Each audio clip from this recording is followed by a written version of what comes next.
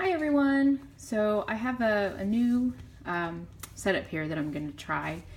I've never kind of filmed hands-free before, so we'll see how this goes. But I wanted to show you my new Naked Cow Burnt Honey Hobonichi cover. And I'm showing you the back. And I've had it for maybe a week or two, and so it's already got like scratches and dings. It's actually been probably around 2 weeks. But it's a beautiful, beautiful leather, beautiful color.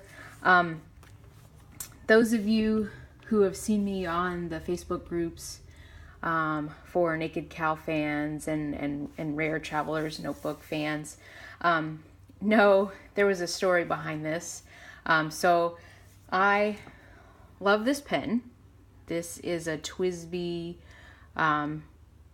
Diamond 580, and it's inked up with, look at this, that's so beautiful. Excuse my nails, by the way. This is the anniversary ink from J Urban, and I don't know if I'm saying that right, but J or okay, somebody correct me, but this is the, it's kind of like a coffee color with beautiful brown flecks in it. And I'll link what it is and the name of it. It's like Karub Do something.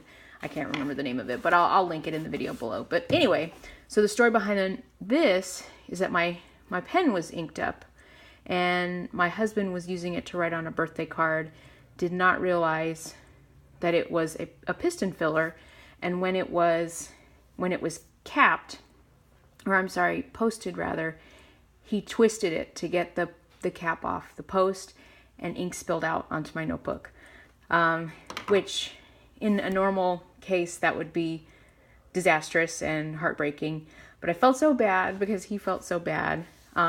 So I ended up getting a few supplies, and this ended up turning into a distressing project. So I wanted to show you how it came out.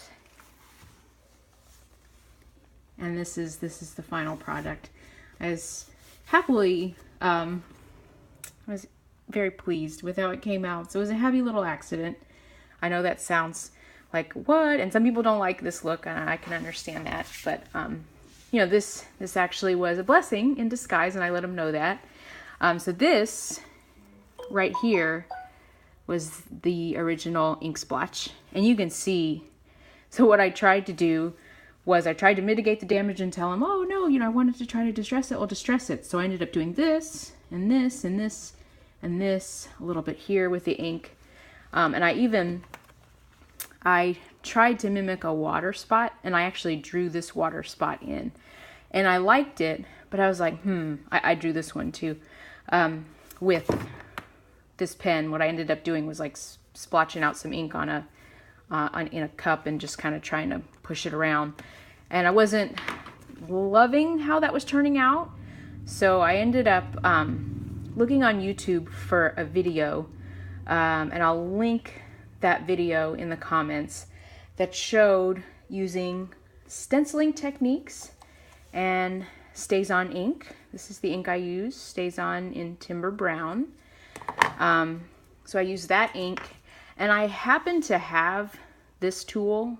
This is one of the Tim Holtz inking tools. It's square. I think the one that she used in the video was round, and in retrospect, that's a better tool than the square one, just because it was really tough trying to work around small areas with a right angled edge there.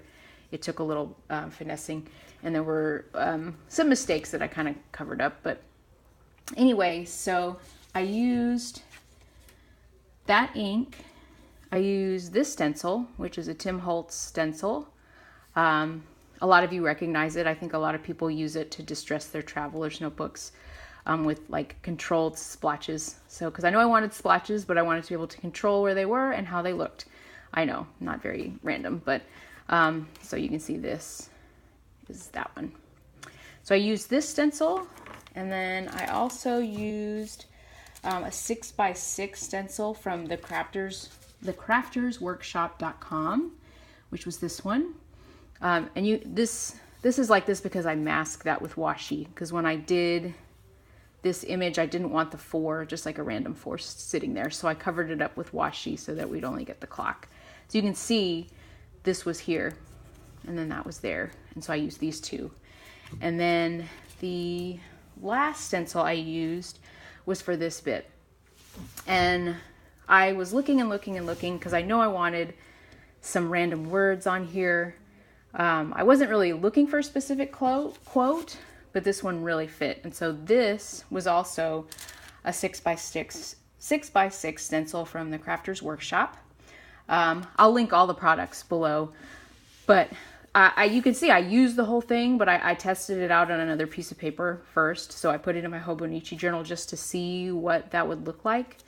And what I did, you can see I only used the very first part of the quote, which is, art is just another way of expressing our innermost thoughts, onto concrete media, where form and function come together in beauty. So I knew I didn't want this whole thing on the notebook because it's kind of a lot.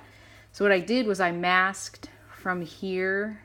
I didn't have to mask all the way down. I think I maybe masked the first like 2 lines and then set the stencil down. That way, if the tool, kind of slipped, I wouldn't have like random words right below the quote. So basically, the technique that I used to do it, I just kind of tapped in the ink and then just went in and then tapped in the stencil, checking my work as I went, and then just tapping, not so much rubbing like this so that the ink wouldn't come under the stencil, but just tapping. And then you can kind of control the how dark the ink is going and that kind of thing. So I did that, and then it's funny because even when I did that, I think I slipped and I ended up like hitting maybe some of these words down here. But that was okay because I kind of liked how it looked like they faded in and out. So I actually took some words like tomorrow and kind of faded them in there, like not so dark, but just a little so you could kind of barely see the word.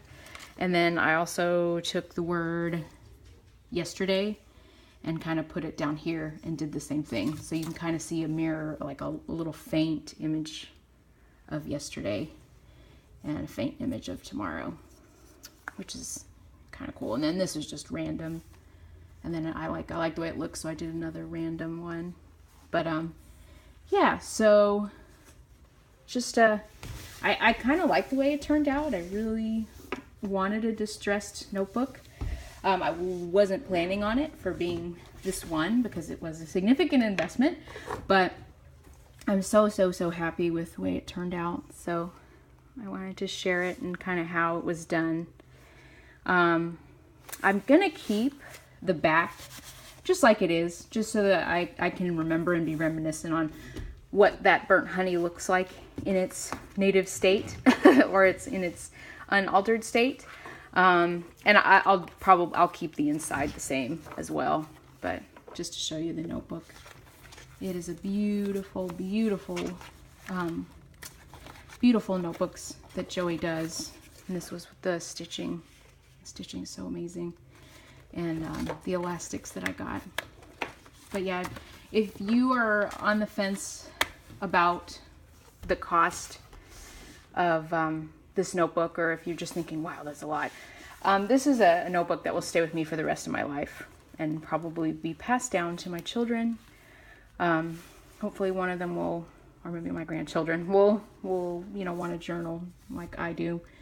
And I love how it turned out, and I love how it started with a happy little accident. So that's it. Again, I'll link all the products that I used below. And yeah, if you're on the fence, I highly recommend Naked Cow. Because Joey's a dream to work with. His products are beautiful, and yeah, I love them. So thank you for watching. If you have any comments, please feel free to comment. I'm going to try to do more videos, so feel free to subscribe. Thanks for watching.